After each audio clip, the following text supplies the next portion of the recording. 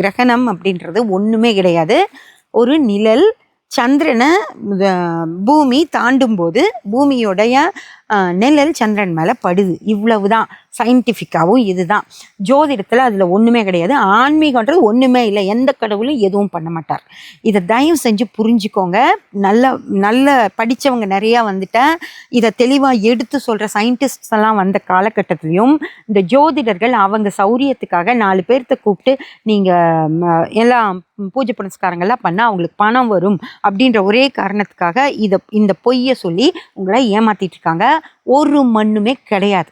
ஓகேங்களா? தண்ணியில் எதையாவது போட்டு வைக்கிறேன் அதெல்லாம் எதுவுமே இல்லை.